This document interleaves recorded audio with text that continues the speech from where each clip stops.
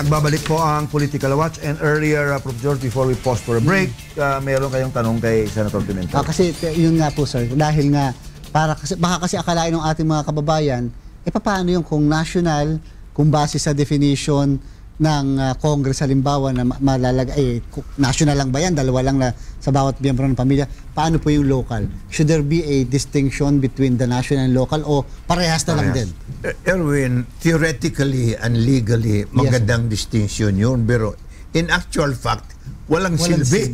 Yes, because the misuse of power will still come in through the political dynasties, whether national or local. Kayo po, sir, matagal kayo naging senador.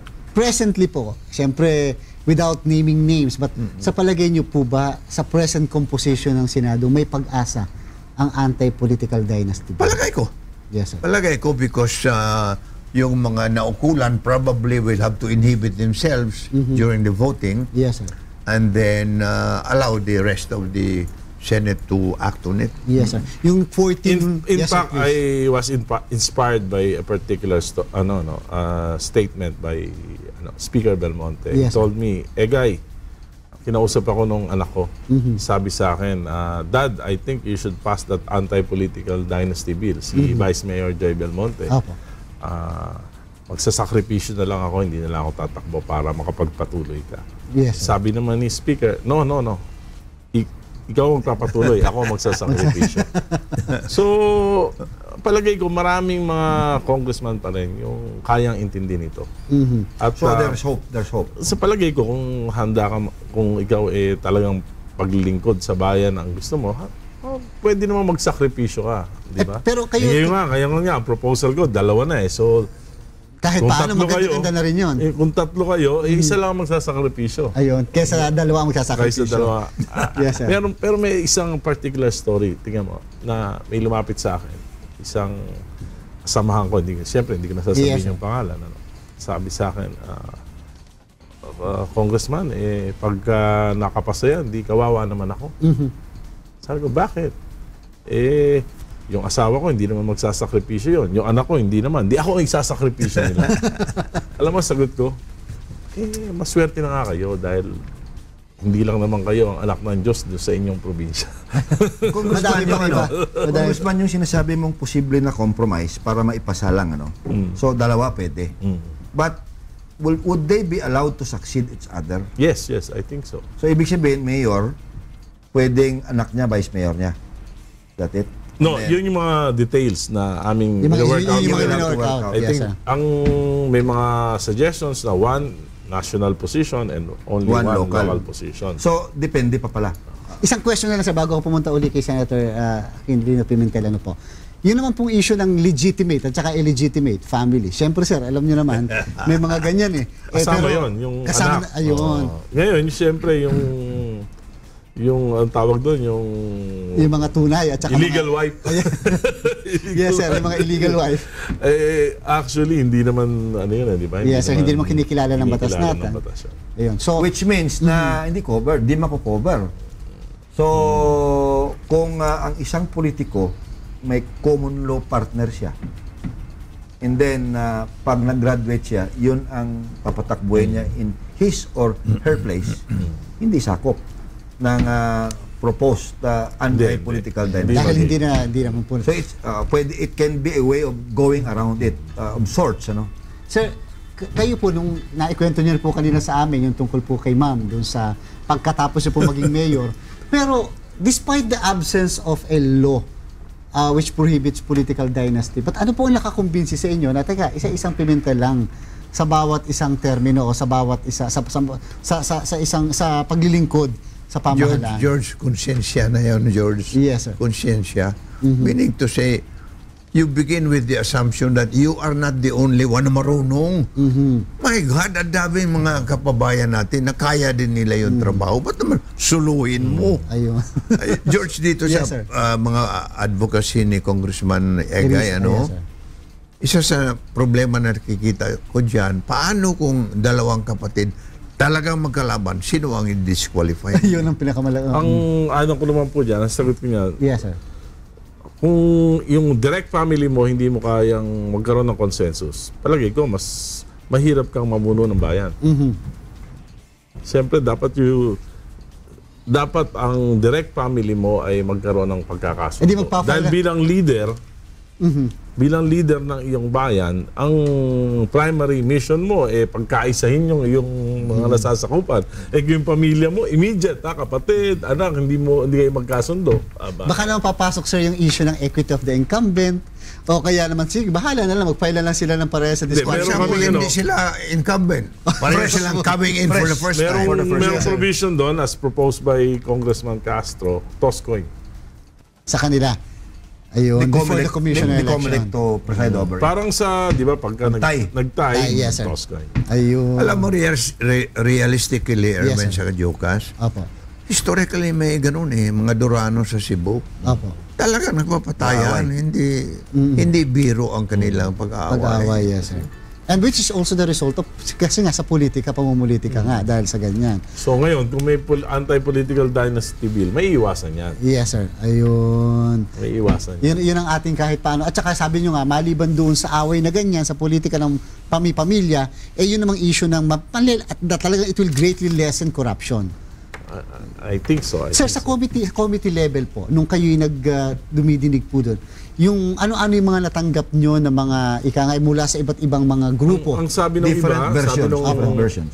Ang sabi ng iba, ang main contention, bakit daw hindi pabayaan na yung taong mag-decide? Yes, sir. Sabi nila, the voice of the people is the voice of God. Usually. Sabi ko, may voice of the people na Ano Yes, yun? sir. Yung ratified constitution. This is the voice of the Filipino people. Ayaw nila ng political dynasty. Ayun. Tell us about, Congressman, the various versions before na consolidate ito. Ano ang matinding Wala, definition? pare-pareho Pare-parehas ba? Halos pare-pareho. 2 degrees lang. Ano po kaibahan sa nasa Senado naman, sa inyong pagkakaalam? Meron din yata third Meron pa yata fourth degree of consanguinity. So, mas maano pala mga versions sa Senate? Mas malawak. Mas malawak. Ayun. So, do you think later on, assuming na magkaroon ng magkaibahan, Bycam. siyempre magbabaycam and all that, sa tingin mo ba, realistically speaking, up to what degree would I be think- ideal? Ang ideal dyan, yung makakapasa. Pero anong degree Diba? kaya? Ang ideal, yung makakapasa. Kung hindi makakapasa, hindi ideal yan. So, sabi ko nga, we would rather settle for a 50% of our bill than zero. Non-zero. So, kung dalawa per family, okay na sa amin yan. May pasayan sa Kamara at makumbinsin din namin yung counterpart namin sa Senado na for a start, magandang start na to. At saka, Ayun. Jokas, Yes, sir. actually sa demokrasya, dapat parati nating alalahanin that moves in a democracy are always incremental. Incremental. Step by step po yun. Apo. And it's a good thing na at least itong proposal nila Egay, masimulahan.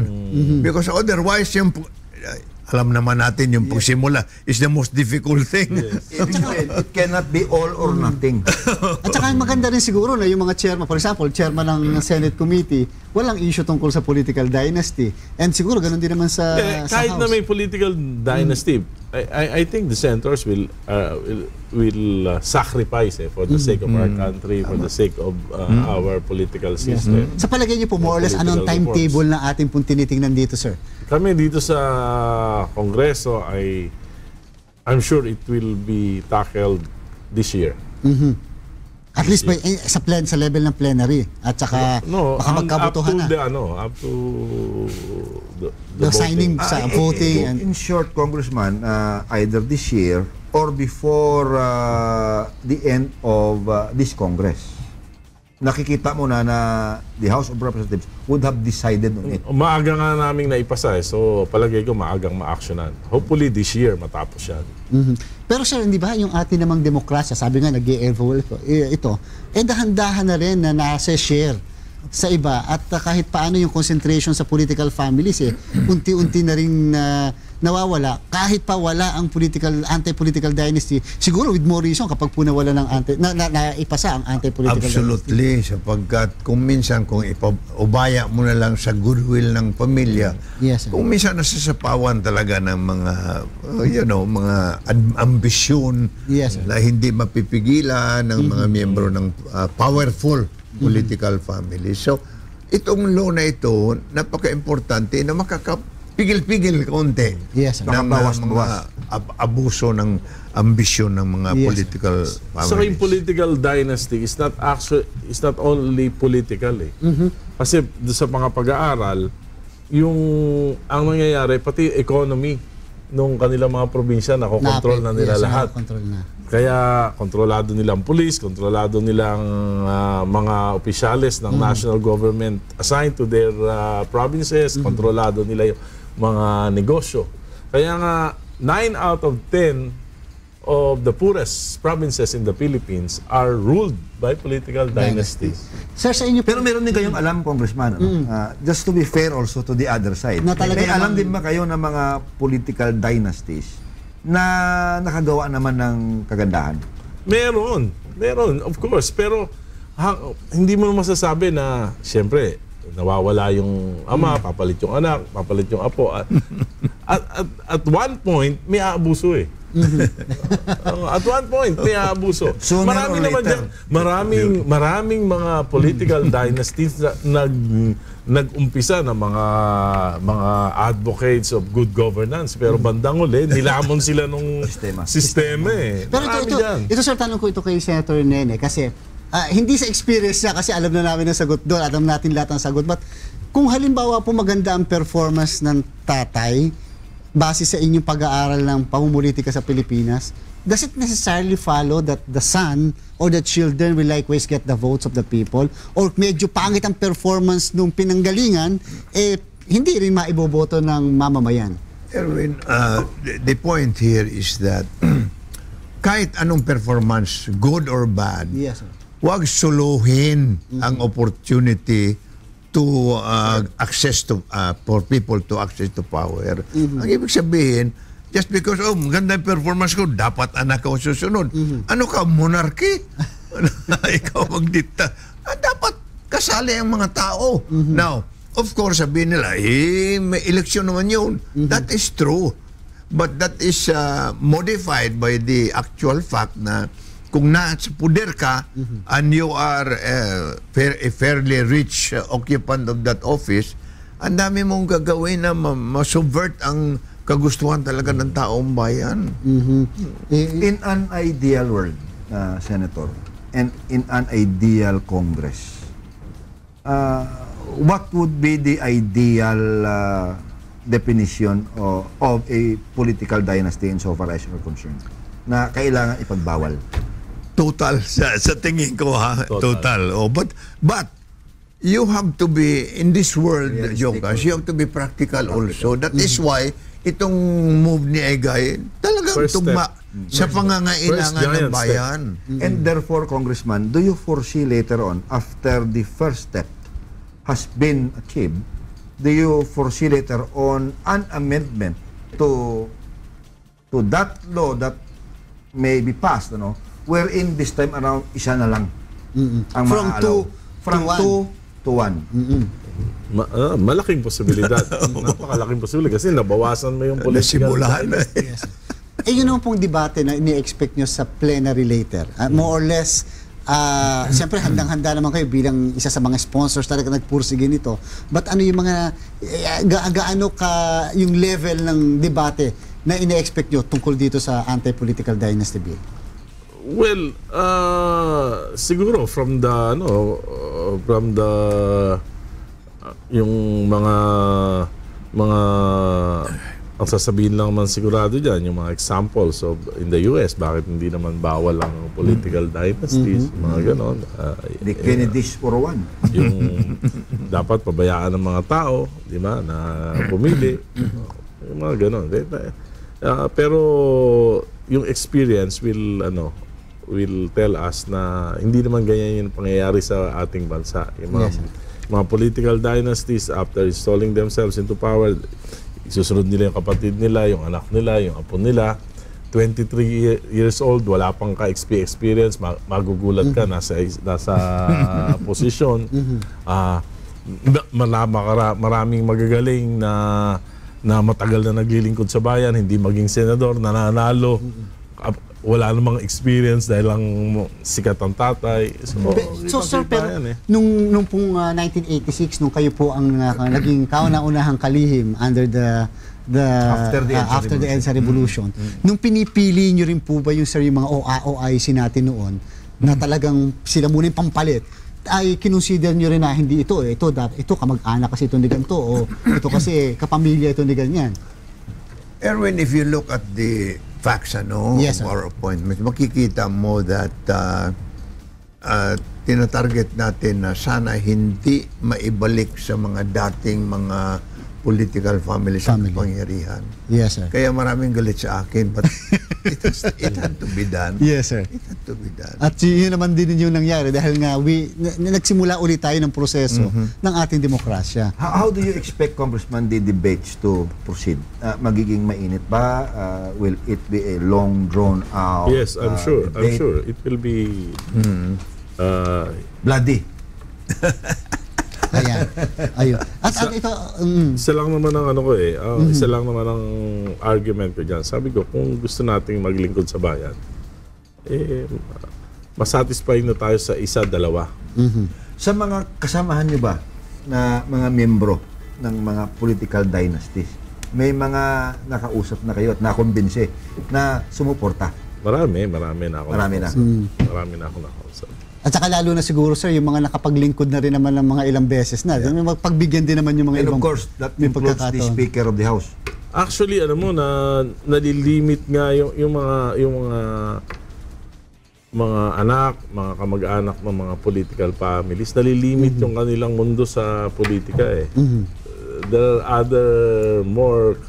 There are other careers aside from politics. Business. So, nalilimit kasi nandun na lahat, nakafocus buong pamilya. Ayun. Sir, bilang parting words nyo po dito, nakikita nyo po ba na itong anti-political dynasty, kung ito'y maipapasa, ay magbibigay sa atin kahit paano ng mas malawak na pagkakataon sa demokrasyang ito, at the same time, mas mabubuo natin ang ating bansa into something na talagang participatory in character?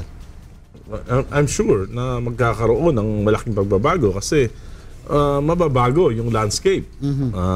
At mabibigyan tayo ng chance para makapamili. Maaring isang pamilya, they're doing good in their province, pero hindi naman ibig sabihin nun walang better sa kanila. Ayun. Di ba? Hindi naman ibig sabihin nun. So, magkakaroon ng choices, wider choices ang ating mga mamamayan. Yes, sir. Sir, Senator, bilang panghuli niyo po, sabi niyo nga kanina, it's a matter of conscience. So, ibig niyo pong sabihin na sana naman din ang panawagan din na kahit naman walang batas na ganito pala, pwede rin naman na self-imposed anti-political dynasty ang bawat family. Medyo matagal na proseso yun. Erwin. Yes, at ang importante po rito sa mga moves na ginagawa ng House components natin, at least yung ibahagi yes, sir, sa taong bayan ang karapatan na pipili ng mga leader nila. Wag suluhin ng sino mang pamilya. Ayun. At ang isang pinakamahalaga, yes, sir, nung kami nagsumpa bilang mga kinatawan, sabi namin, we will defend and support the Constitution. The highest law of the land. At saka, sir, hindi po ba? Dapat yung provision na yan, we have to defend it. We have to support it. At saka, di po ba, sir, otherwise, itong provision na ito ay wala naman sa 1973 Constitution. Correct, at ito lang ay nag-iisa at naandyan sa 1987 Constitution. Absolutely. Ayan. Tayo po ay napakadami pa tayong tatalakayan. Siyempre, sa mga susunod na panahon na ating pumuling iimbitay ng ating mga panahon. Of course, nagpapasalamat po tayo kay Senator Nene Pimentel and Congressman Edgar Erice of Caloocan. At sa inyo mga poll watchers ng bayan, naway may naidagdag kaming kaalaman sa inyo sa pamamagitan ng paksang aming itinalakay ngayong gabi. Hanggang sa susunod na Webes po ay samahan niyo po muli kami sa paglilinaw ng mga usaping may kinalaman sa ating pangaraw-araw na pamumuhay. Ating pong tatandaan na sa isang malusog na bayan, Sumusunod sa batas ang mamamayan. Mabuhay ang ating senador at kongresista na mga bisita ngayong gabi. Salamat sa Diyos.